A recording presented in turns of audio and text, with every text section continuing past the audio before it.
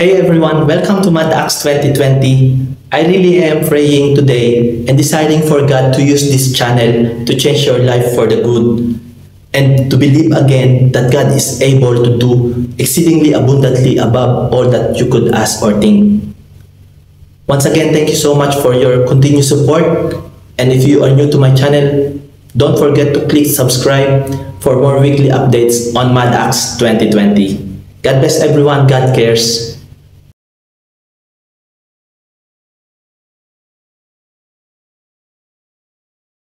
Praise the Lord, good morning, praise God. Eto po, today is anniversary day ng aking church na ina-attenan dito, so and everybody is excited, everyone is so excited about this day. And eto ngayong umaga ay magsusundo ulit tayo, sunduin natin sila. Yung hindi natin sila masundo lahat, but yung mga na regular na kailangan sunduin, kasi yung iba is malayo sila and they don't have mean to mag-taxi. So this is the ng church na may magsusundo sa kanila just for the sake na maka-attend sila at makapakinig sila ng salita ng Diyos.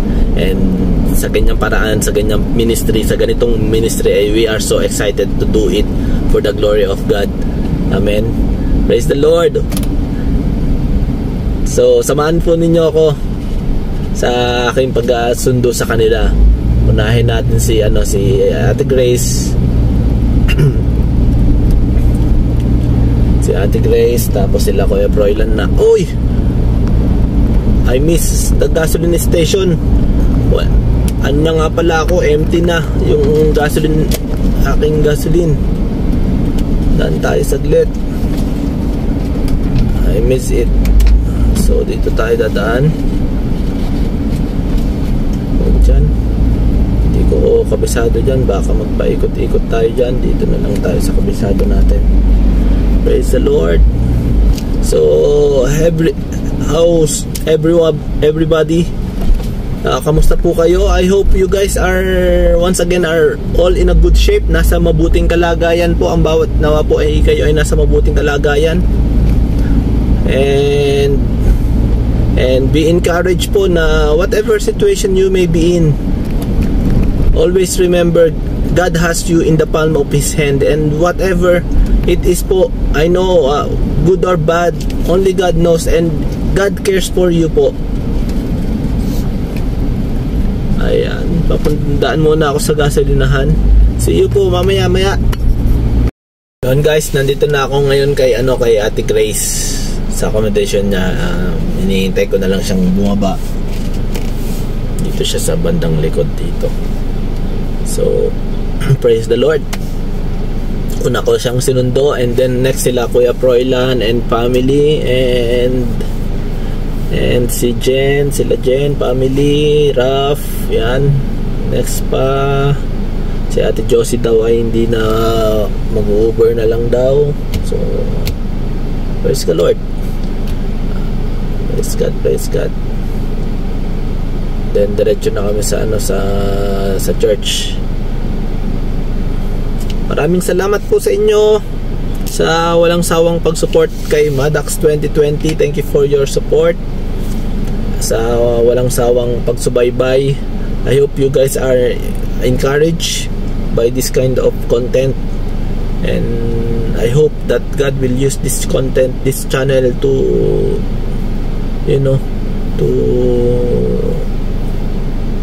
to encourage everybody, to encourage everyone. I don't know how, but I'm ready to do it for the glory of God. Amen. So yun guys, dumadami-dami na yung mga pasahero ko. Yeah. Saan na yung iba? Yan ako, andyan siya sa elevator. Sino pang sundin natin? Wala na. Sino pa ba? Kami lang. Sino pa ba mga nandito sa area nyo? Wala na, sino? May sila naman sila. Paano nga rin?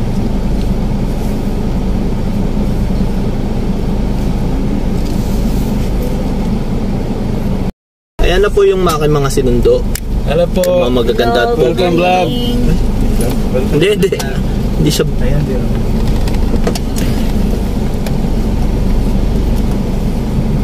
Kala ko magpapabreak pa si Jane. Gutom na gutom pa man din ako. Hello. Hello. Si Ate Jos. Ano sa kabila? Guys, nandito na kami sa church. Naibaba ko na rin sila. So mamaya magte-take ako ng video. And hopefully makapag-live ako kahit konti. And yun, see you.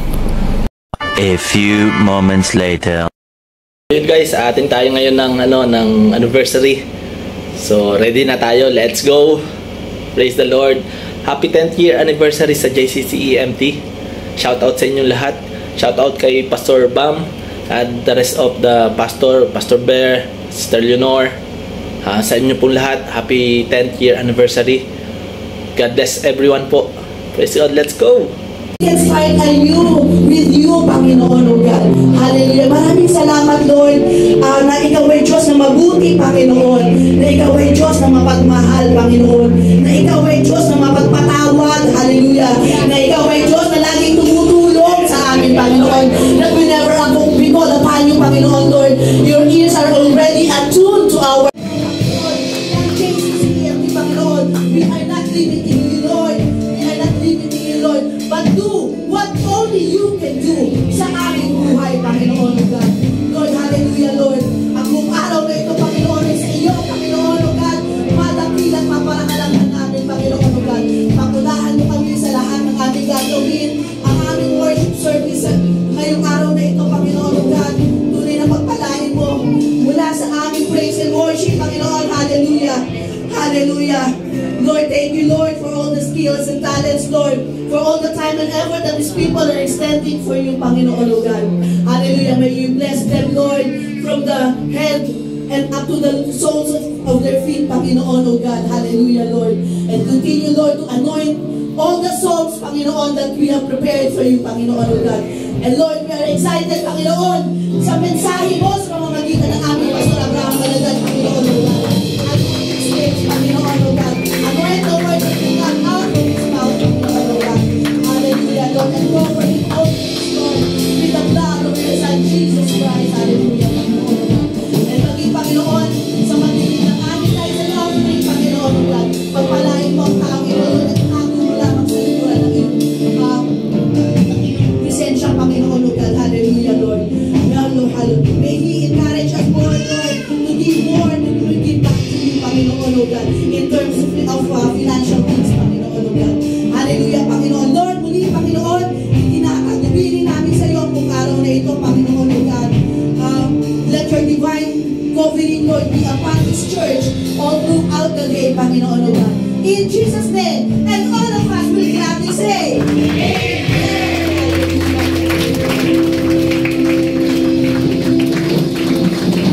Dinaan si Cheng kanina, ESP ang gamitin natin dahil to make the emphasis very clear.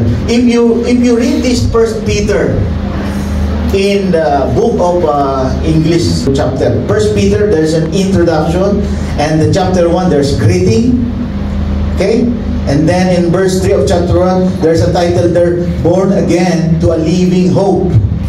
Nandun ba kayo sa ESP? Nakikita nyo yun? May mga title yung ESB. Kada tatawid siya na topic. So, bullet point number 1, born again to a living hope. This is a form of suffering, but not a kind of suffering which is a worldly. This is suffering based on performing and doing what God has intended or imparted us to do. We have to be born again to a living kind of hope. Ano pa sunod? In chapter 1, verse 13, it is titled, Called to be Holy. Okay? Called to be Holy. Hindi yan makikita, but if you have ESV in you, nandoon po yung title na yun, subject matter title. And when you